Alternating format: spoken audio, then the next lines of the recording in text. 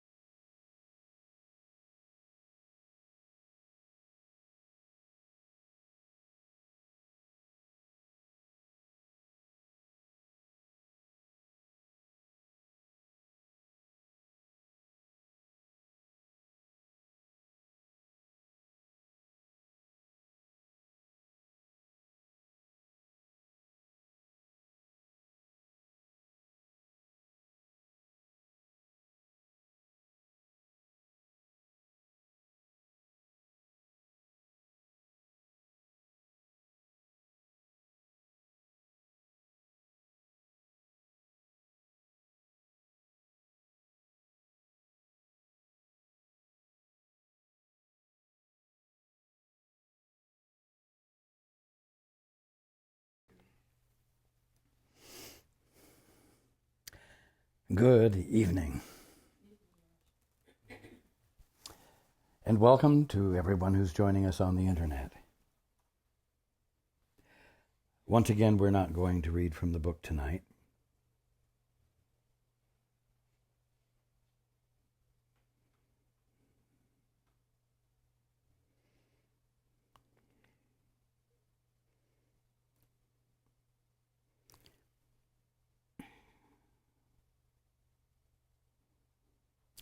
You know, when you're studying in school, biology or physics or whatever, you go into the classroom and you have book work, book learning. And then on a couple of other days during the week, you have a class, a lab class, where you do lab work, where you have practical, hands-on practice regarding or implementing the book learning that you did in class. Well, we've been doing a lot of book learning for a long time, and the last couple of weeks we've been getting into lab work, the practical implementation, you might say, of the book learning. I mentioned last week that everyone right now has an incredible opportunity, which everyone might see as a disaster, but everyone has an incredible opportunity to participate in a conscious shift of perception, one that transforms, regenerates, and redeems creation.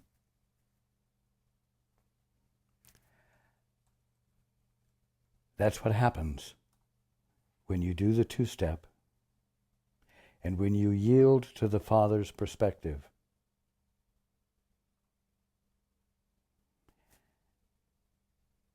Now,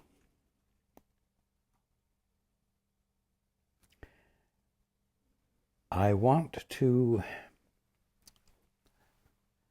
not sound severe, but I do want to make a point here. You are in a situation, there is a situation occurring in your world which requires attention, requires correction. It's a long way off for many, and it's right in your face for others. If it's afar off, I encourage you not to treat it as though it's irrelevant to you. I encourage you to involve yourselves. Involve yourselves practically by making donations or contributions to help those who have experienced great and severe loss. But more than that, I want you to contribute your attention.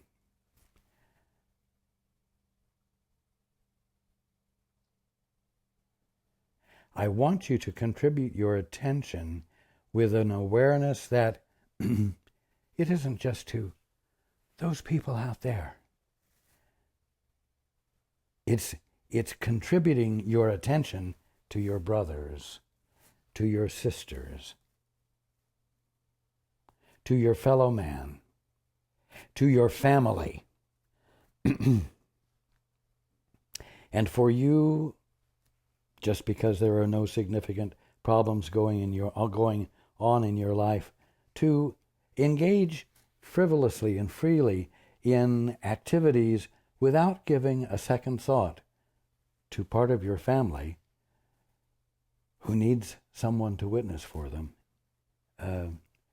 You are missing the point, and you are neglecting your purpose. And you are, more than anything, missing out on a connection, a healing connection, and a connection of joy, and a connection of love, that it's your birthright to be experiencing. Now,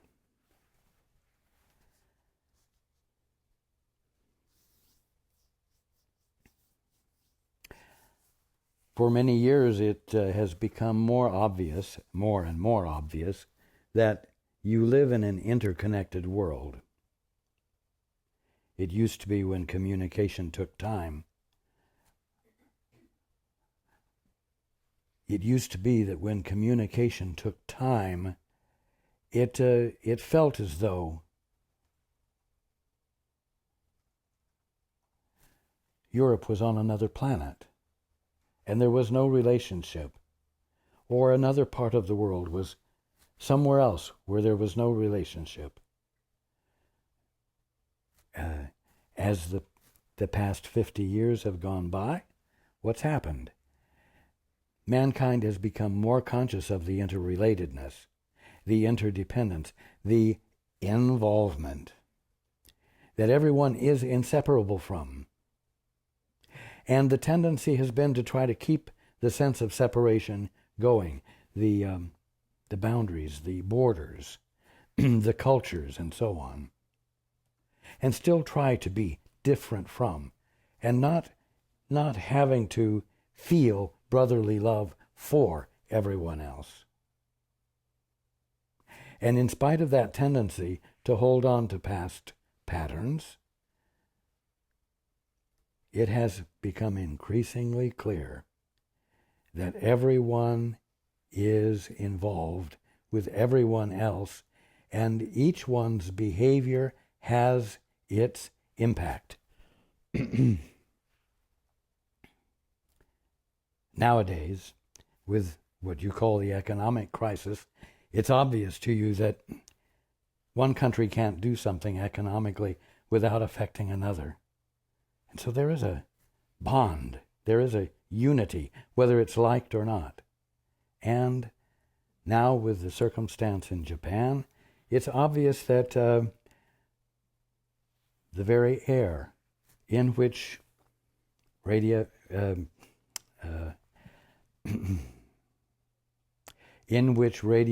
materials are spewing and circulating on the winds, that makes it clear as well that the air you breathe is the air everyone else breathes, and that what happens one place can happen another.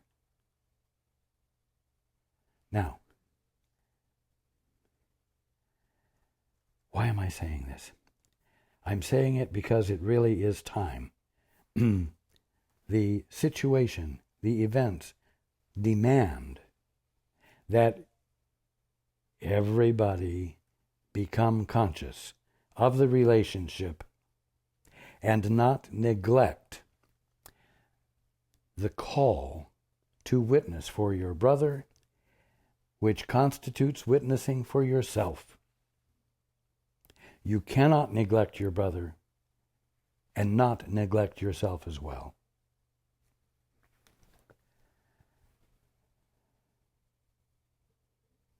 You know, I've shared a sentence. I wish to see the evidence of love. And another sentence. I wish to be the evidence of love. Two good practices. One expresses a willingness to see God out there. I wish to see the evidence of love. And the other is a desire to let God be present in you, as you, so that you might be the presence of love. But in some ways, that's just a nice thing to think about. It's a nice, fuzzy, cozy, feeling message. Yes, I wish to see the evidence of love, and I wish to be the evidence of love. Well, here we are with the opportunity to see and be the evidence of love. What does that mean? It means that you're going to have to become involved. If you're going to be the evidence of love, not just the thinker of loving thoughts, your behavior is going to reflect an inner motive. And that inner motive is going to take your attention. And at the moment, it seems that attention takes time. So, you can't be too casual about it, and it is going to require prioritizing how you're using your mind and where you're giving your attention. See, this is the meaning of I wish to be the evidence of love, or even I wish to see the evidence of love. Because it takes time, it takes involvement, it takes being consciously aware of that and not something else.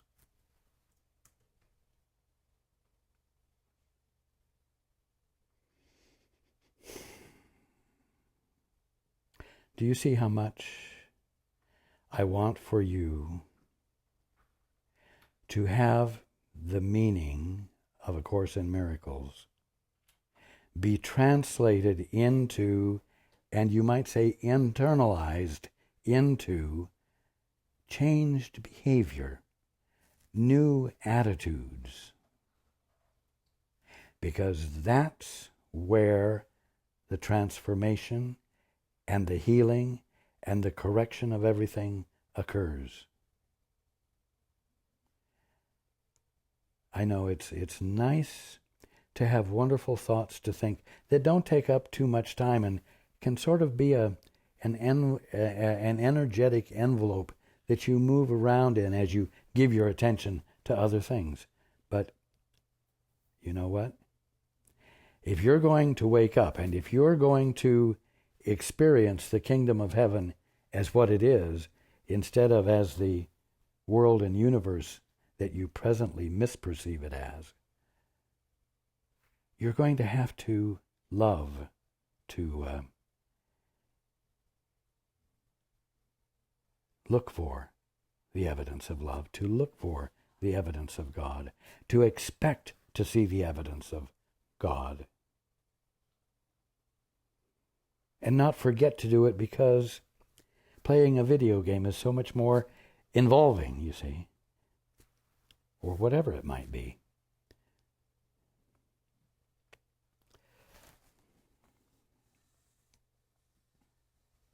Now,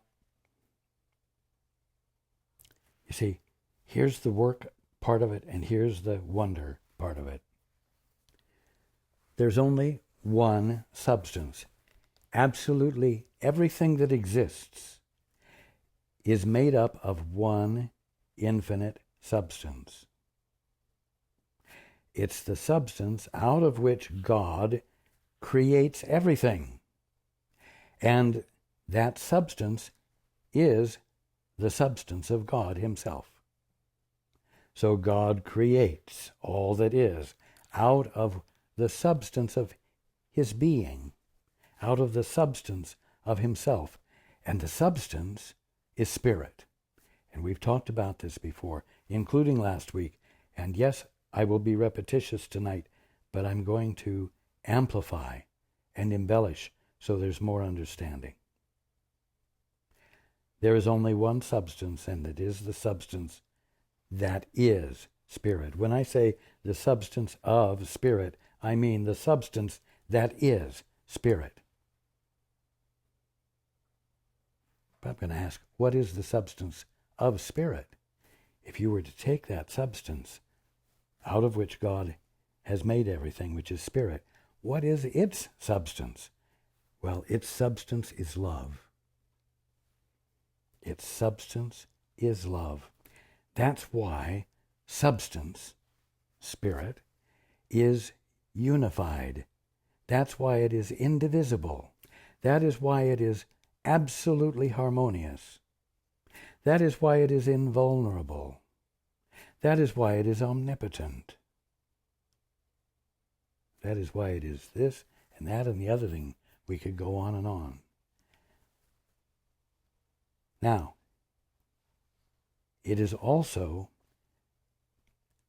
the meaning that you associate with emotion when you speak of love, caring, affection, the mental embrace with good feelings about what you're embracing.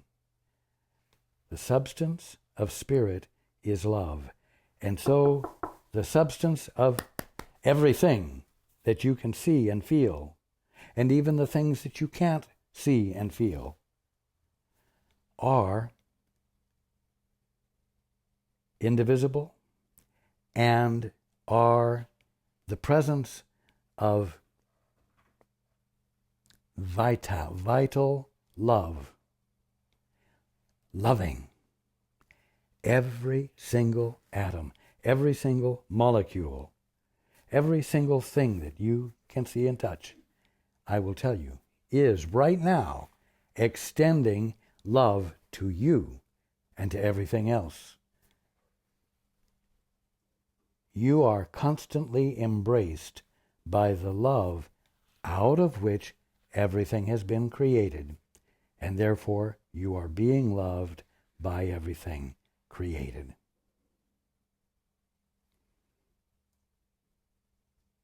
There is absolutely nothing about substance, as I'm speaking of it, that can harm, because it is indivisible and therefore undivided. It therefore is incapable of being polarized. It is therefore, as I said, an infinite, absolute experience of harmony, rather like a symphony among other things. The music of the spheres you've heard of. It is a wonderful and true idea. So, we're talking about substance as it truly is. The substance of all creation, which is described as the kingdom of heaven, and is what I've been telling you, what is confronting you at this very moment. As you look at your computer, as you listen to your tape recorder or your CD player, as you sit in the chair and feel it supporting you, you see?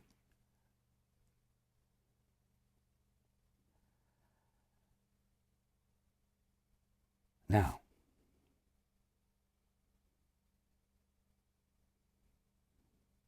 this self-same substance, when observed from a mind that is enjoying and practicing special relationships, appears to be a material world and universe. Remember,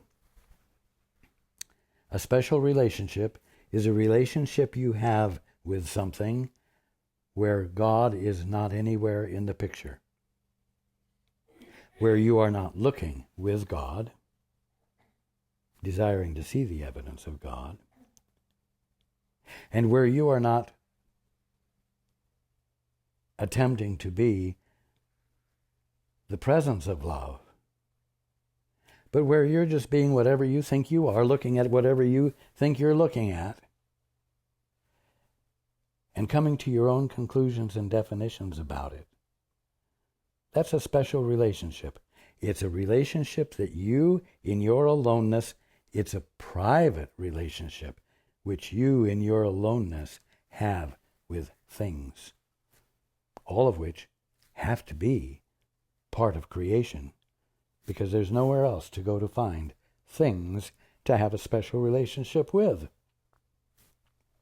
Now, the problem is that when you choose to look at everything and have a special relationship with it, everything about that special relationship becomes destructive. Everything about your relationship with it becomes detrimental. Everything about it causes deterioration to occur. And so you constantly have to busy yourself to undo the deterioration or remain clear of the threat of harm, you see. Now, mind you, we're talking about the self-same substance. When you look at it with God, you see it as it truly is, the substance which is spirit, the substance of which is love, indivisible, infinite harmony. But when you look at that same aspect of creation, that same substance, independently, enjoying your right to determine what it is you're looking at, that very same substance loses its harmony. It loses its benignness. It becomes polarized, conflicted. It becomes dangerous. And as we've been saying, everything about the special relationship has as its goal your death, your demise. Strong words. But you have an answer. And we've been talking about it at length. It's called the two-step. It's called the holy instant. It's that place where you abandon your independence and you acknowledge your Father again, and you reach for your Father again, and you let the Father, in the silence within you, infill you with his perspective. You know what?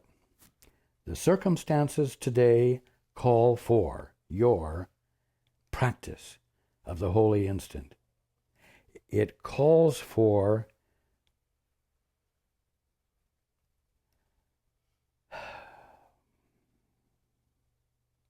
transformation, regeneration, and redemption.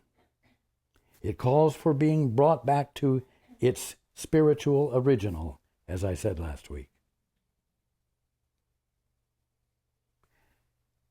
And you're the one to do it. You're the one to do it because you know about doing it, because we've been talking about it. And now it's time for the lab work. Now it's time for you to take the time each day to remember to be the presence of love, to be the evidence of love, to be that which gives the attention necessary to say, I wish to see the evidence of love. I wish to see the evidence of God right there in those radioisotopes. Now, you've got to look at every aspect of substance that is occurring in Japan. The ones you're all familiar with, wood and nails and plaster and food and land and so on, as well as the radioactive materials, as well as the the structures of the energy plants. And you've got to be willing to look at it and not react to what you think it is. Because I promise you, in many ways you are being conditioned to fear the drifting of invisible, dangerous particles that can, because of their extreme negativity, you might say, their extreme destructiveness, cause you perhaps to lose your life, perhaps your children, perhaps your animals to become ill, and so on. And it's very much like, when they say, okay, everyone, the swine flu is coming. Can't see it. But you become afraid of something invisible that comes on the breeze or comes in through the shipping lines and so on. You know? Do you think healing is a reality? Do you think correction that the Course talks about is something actual? It is. And what you need to know is that whether the invisible stuff drifting in is something that can't possibly kill you, just might inconvenience you for a while, or whether it's something that can kill you, it's still a misunderstanding of the one and only substance there is. It can grow in your thought when you think it's matter and not spirit, when you look at it and have no sense that what you're looking at has anything to do with God. You see? The substance of spirit is love, and the substance of matter is fear.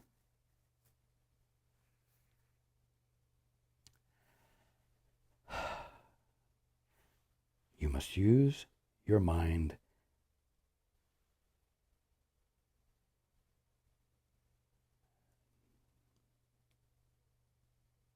consciously in a way that is constructive, and stop using it in a way that your Father did not create it to be used, which ends up causing you damage, heartache, injury, illness, and ultimately death. A death that's not real, because you immediately find that you haven't died at all, and the whole thing was a farce, you see, and that you didn't need to be as afraid of it as you were. In fact, you could have challenged it if you had known it couldn't really kill you. So,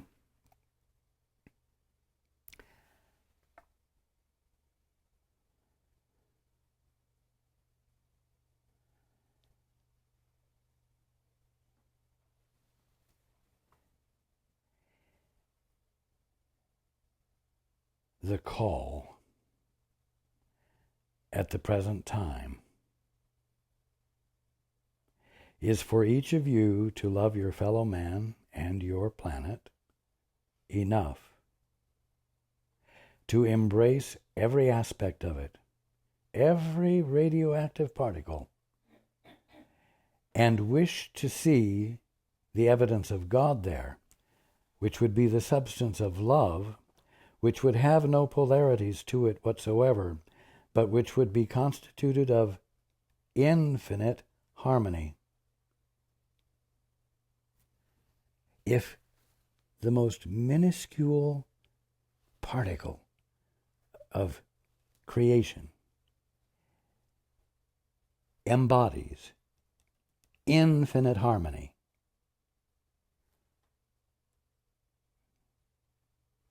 can you get a sense of how powerful that harmony is? Not powerful over anything, but so powerful, so huge that nothing could do anything to it, causing it to be an utterly, eternally permanent state of substance.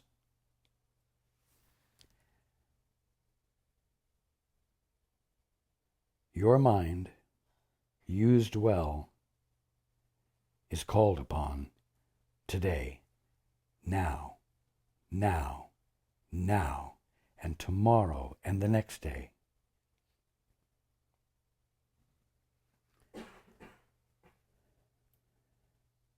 And you might think that's a lot of work, but I'm going to tell you something. It's utterly normal to you to be that conscious of the truth that consistently. It's actually abnormal for there to be any interruption or break in your consciousness of what truth is, or in your consciousness of your love for your fellow man. It's not necessary to abandon your love for your fellow man just because you're washing the dishes or just because you have to mow the lawn. You see?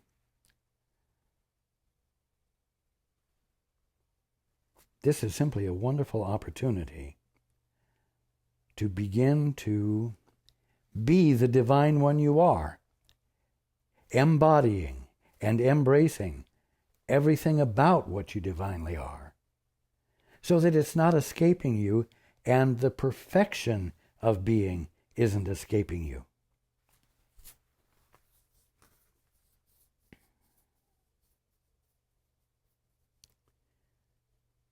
Is it becoming clearer to you that when you choose to believe that you're an independent agent who is not divine in any way, because you don't really have an actual connection with God,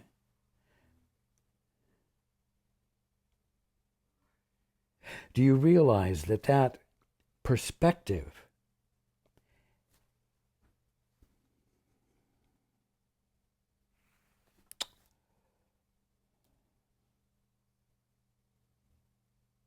is not only false, it is entirely detrimental to your peace and joy. And it squelches your conscious awareness of your divinity and keeps you in a frame of mind that will not reach out for anything better, which will simply wear itself down until you give up the ghost and die.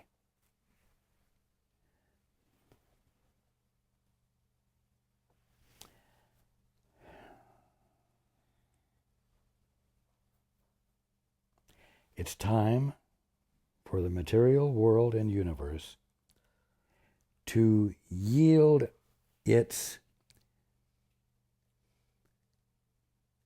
negative,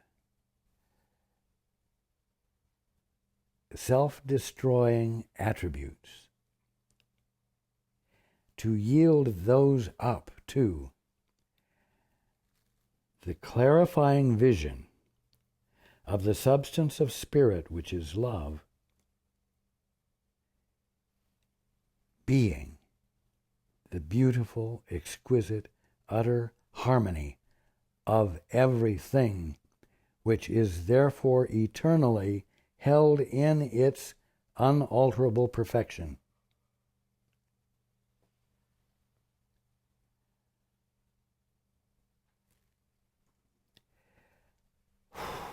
In the apparent ineptitude of the handling of the situation in Japan, it could be easy to justify the problem. Well, what can we all expect? Nobody was using any intelligence. Nobody was using any foresight, blah, blah, blah. Well, wait a minute. That's a convenient way to curse them.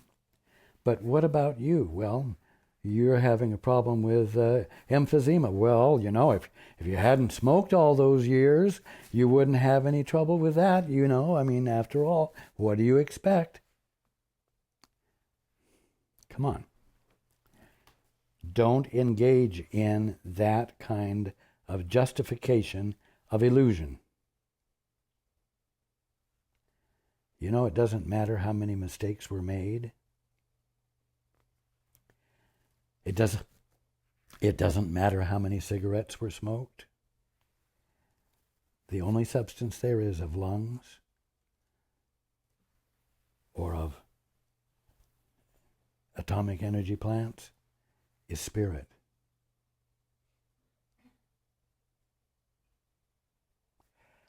That's the only thing it ever has been.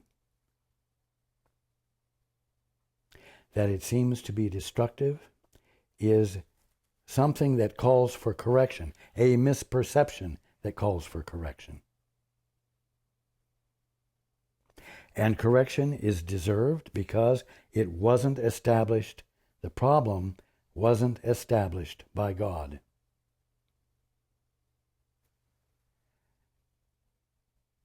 They say it may take months, blah, blah, blah. It may take years, blah, blah, blah.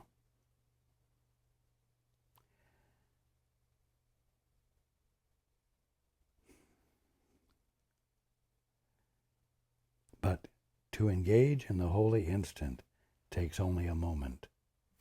And when you do become conscientious enough to engage in it,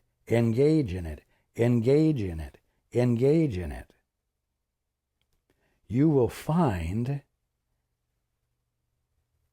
correction occurring instantaneously, or so rapidly that it is obvious that the circumstance isn't bound by what you call physical processes. Reminding you, wonder of wonders, that there is a God. And what? And also God's co-creators, you. Hey, if you can choose to look at things all by yourself and see creation as a polarized death trap, And you can also look at creation with God and see the very same thing truly in its harmony and perfection. Then you now know what your job as co-creator is. God moves, God speaks, and form appears. God moves, and the movement registers. The substance of it is infinite, harmonious motion, movement, being. Indivisible, unpolarized. And you are there to recognize it for what it is, acknowledge it for what it is, confirm it for what it is. And when you do, the perfection of it is the only thing going on. But if you decide to have a private perception, a special relationship with it, that very same creation will seem to be ultimately killing. And in the meantime, difficult to say the least. So, when you're not performing your function, when you're not acting as co-creator, then the perfect pattern that the Father is being by his movement escapes you, and you suffer.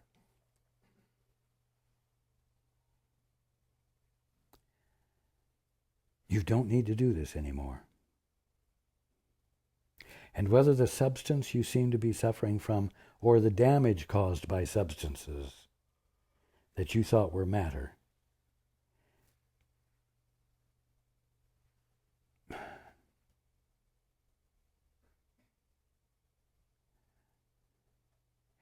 you have the opportunity, and I'm saying the demand, the call, to change your mind about it.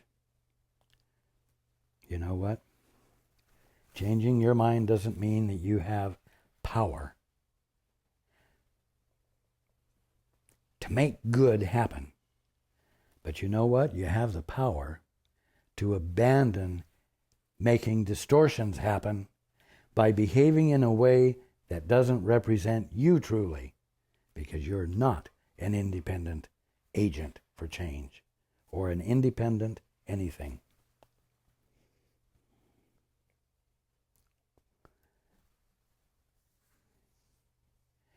Now, there's another important point. You heard me say that the reactors are all made of the one substance, right? And so you might misunderstand what I'm saying and think that I'm saying that the use of atomic energy is appropriate, or that atomic energy itself is not a misperception that calls for correction. Be careful, because I promise you that once you see the substance of spirit, whether it's called uranium or plutonium or whatever, or just simple iron or snot, whatever it might be,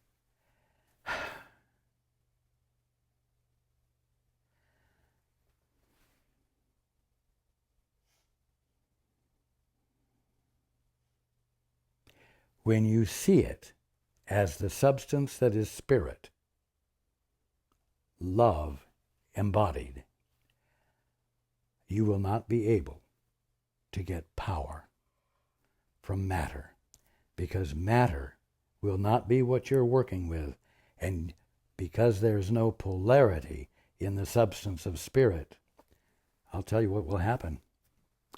It will not take years to cool down a reactor by shutting it down.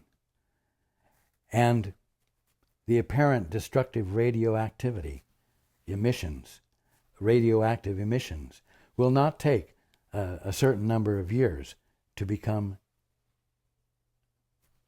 non-threatening, non-destructive. The illusion of polarity and the destructiveness of it will be gone. Interesting dilemma, right? Are you really going to want to look at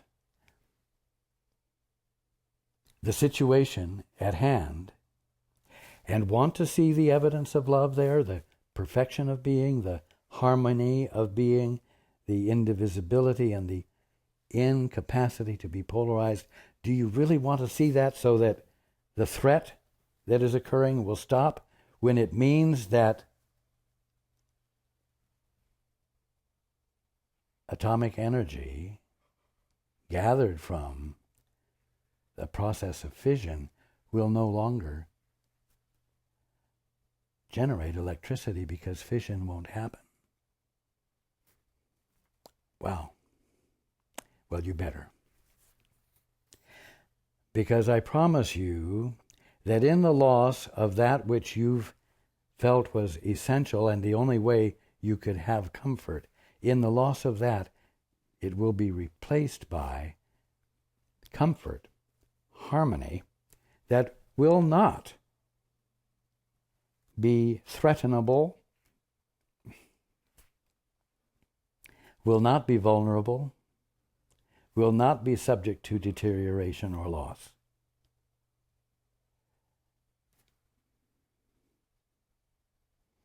So, we're talking about big things.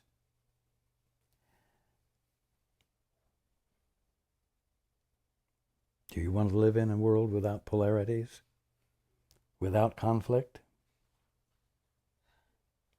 where being, infinitely speaking, moves in absolute, beautiful, awesome harmony? Well, I'm saying the call is here. Tomorrow, tonight, every day, no matter what you're confronted with, and all of you are confronted with dissonances and conflicts and things that could be improved, and all of the problems are justifiable and therefore not easily solvable, right?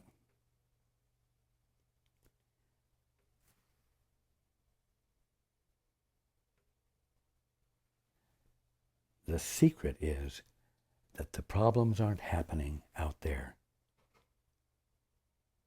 If they were, they are difficult to solve. But if they are in the perception, if they are in the way in which you are looking at everything, it's easily solvable and correctable. Because you can abandon your independent stance. And you can re-embrace your Father. And you can, with all genuineness, invite him back in and make room for him so that his perceptions infill you or illuminate in you that they are and always have been yours as well. And you just took a little vacation and pretended you could have some other perceptions.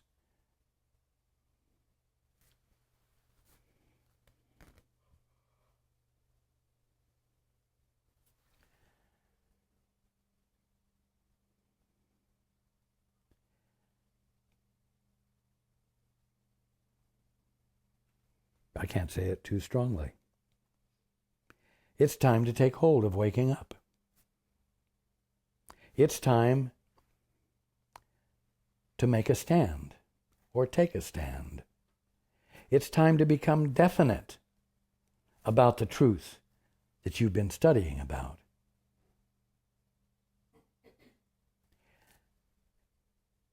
And what better reason could you have to do it than that your brother needs it?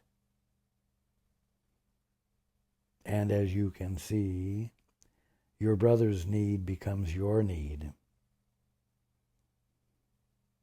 And so it's an utterly and simply intelligent thing to engage in.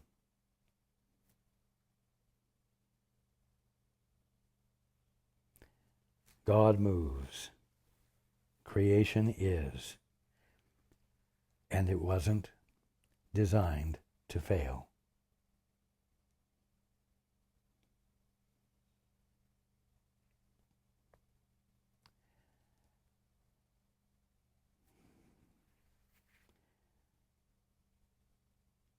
Your waking up is ordained. And the correction of everything that has gone on here is ordained. Take hold of it this week.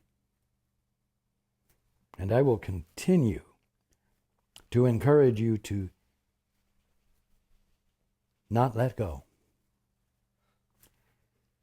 Expect the unexpected.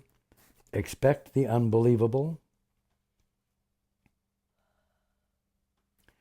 You can dare to watch for radioactivity to diminish just because it doesn't fulfill God's purpose.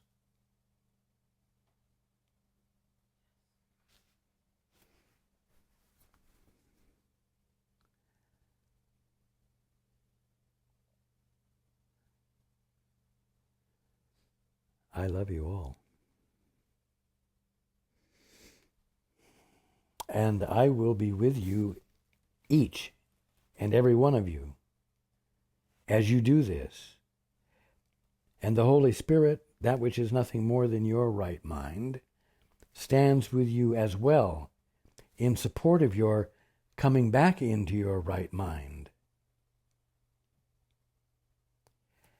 And I must say again that a damaged Japan, a damaged Chernobyl, a damaged body will not persist when you do this. Correction will occur. Redemption will occur.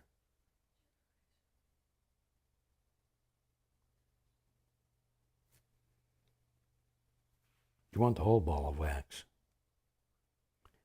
You want the totality of it. Not just a blissfully happy mind that's just not bothered by a damaged Japan or a damaged ecosystem or whatever. You see? Take hold of the whole ball of wax. I love you, and I look forward to being with you next week.